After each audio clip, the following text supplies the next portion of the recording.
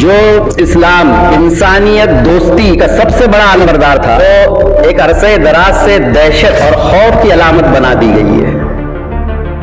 اپنے حساب دینے کی فکر ہم کو نہیں ہے، ہم دوسرے کے حساب کے بارے میں زیادہ سوچ رہے ہیں۔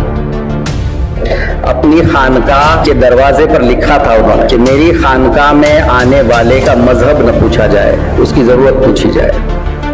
اگر ان پر جو ہے اسلام کے بارے میں جو کچھ بھی آج غلط پروپیگنڈا ہو رہا ہے، اسے روک بھی سکیں گے۔ جو پہلے ہمارے سٹیجز پر ہوتی تھی، اب بہت ساری باتیں ایسی ہے جن کی اب ضرورت نہ رہی۔ آج ہم کو ایڈریس کرنا ہے وہ نئے چیلنجز کو جو امت فیس کر رہی ہے، اور مشن وہی رہے جو ہمارا مرکز محبت رہا، حضور غریب نواز کا مشن۔ پھر سے وہ دور ضرور آئے گا کہ ہم اپنی بات کو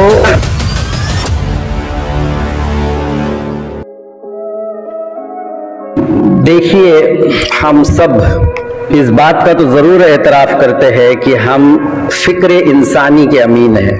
ہماری سوچ جو ہے انسانیت کی سطح پر ہونی چاہیے، اور اس کی حریت فکر حضور کا سب سے نمایاں کام رہا ہے۔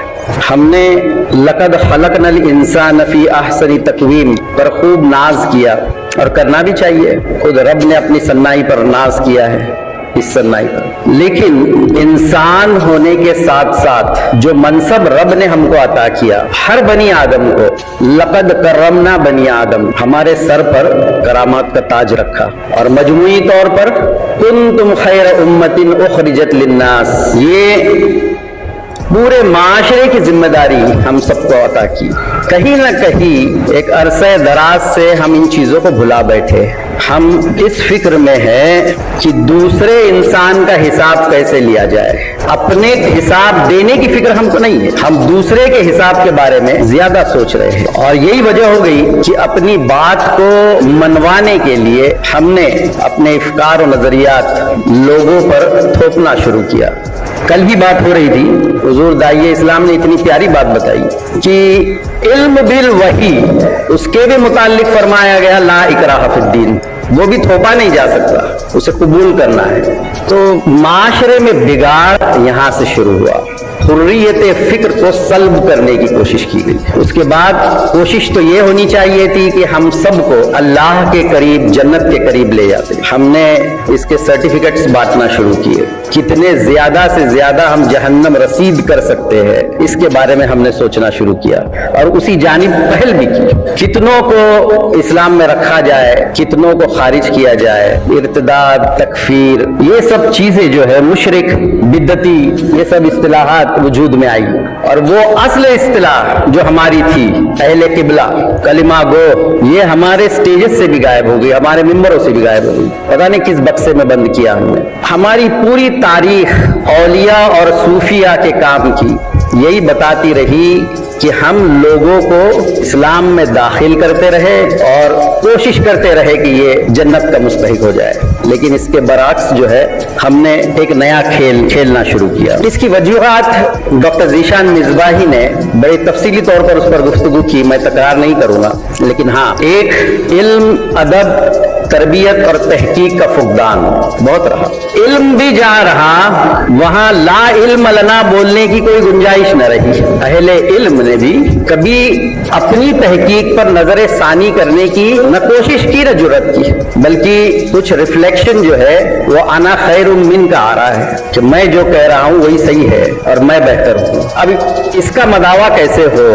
اس کا مداوا یقیناً ان خانقاہوں سے ہو سکتا ہے جہاں دنیاوی ضروریات کے ساتھ ساتھ لوگوں کی روح کی پیاس بھی بجھائی جاتی ہو۔ خانقاہ کے ذریعے جب مشاہقین میں اتحاد ہوگا اور ان سے منسلک جتنے علماء ہیں ان میں اتحاد ہوگا، تب تو جا کر ہم کئی وحدت امت کی بات کر سکتے ہیں۔ اگر قائدین میں اتحاد نہ ہو، یہ متحد نہ ہو، تو امت کہاں سے متحد ہو سکتی ہے؟ یہ بالکل اخلاص پر مبنی ایک پہل ہم کو کرنی چاہیے، اور وہی طریق اپنانا ہوگا جو اولیاء اور صوفیاء کا طریق رہا ہے، کیونکہ اس کو چھوڑ کر ہی ہم نے اپنے بیچ یہ جو آج نفرتیں ہیں پھیلی ہوئی اس کو پھیلایا ہے۔ جو اسلام انسانیت دوستی کا سب سے بڑا علم بردار تھا، وہ ایک عرصے دراز سے دہشت اور خوف کی علامت بنا دی گئی ہے۔ یقیناً اغیار کا قصور تو ہے، لیکن کیا ہم قصوروار نہیں ہیں؟ جیسے ڈاکٹر ذیشان صاحب نے کہا کہ دوسروں کو سکون کب پہنچائیں گے، جب آپس میں تو سکون ہونا چاہیے، یہ بہت ضروری ہے۔ اور اس کے ساتھ ساتھ اپنے دل کو، اپنے قلب کو وسیع کرنے کی ضرورت ہے۔ مجھے یاد ہے کئی پڑھا تھا، علماء تحقیق کریں گے، شیخ ابوالحسن خرقانی شاذلی رحمۃ اللہ تعالی علیہ اپنی خانقاہ کے دروازے پر لکھا تھا انہوں نے کہ میری خانقاہ میں آنے والے کا مذہب نہ پوچھا جائے، اس کی ضرورت پوچھی جائے۔ تو خانقاہ وہ ہے جو تمام ضروریات کو پورا کرے، دینی معاشی پورا کرے، اور کر بھی رہے۔ ہمارے سامنے جامعہ عارفیہ ہے جہاں ہر پل علم کی خیرات بٹ رہی ہے، کوئی لمحہ ایسا نہیں جا رہا ہے کہ جو علم سے عاری ہو یا خالی ہو۔ تصوف ایک طریقہ ہے یقیناً جس پر اب مقالے میں تو بہت کچھ کہا جائے گا، میرا اپنا ذاتی موقف جو تھا وہ یہ، تصوف تعلیمات اسلامی کا جمالیاتی اظہار ہے۔ اور مرشد گرامی حضرت ثقلین میاں رحمۃ اللہ علیہ فرماتے تھے کہ ایمان کو حتمی اور یقینی بنانا یہ تصوف ہے۔ تصوف ایمان کو حتمی اور یقینی بنانا ہے۔ یہاں تزکیہ باطن اور اصلاح قلب کے ذریعے نفس کے شر سے آزادی دلائی جاتی ہے، اور اس نفس کی جانب موڑا جاتا ہے جس پر پہلے رب اپنی رضا کی مہر لگاتا ہے اور پھر اپنے پاس بلاتا ہے، وہ نفس مطمئنہ۔ سب سے بڑا کام تصوف کا جو آج تک رہا ہے وہ یہ کہ انسانوں کو انسانوں سے جوڑا گیا۔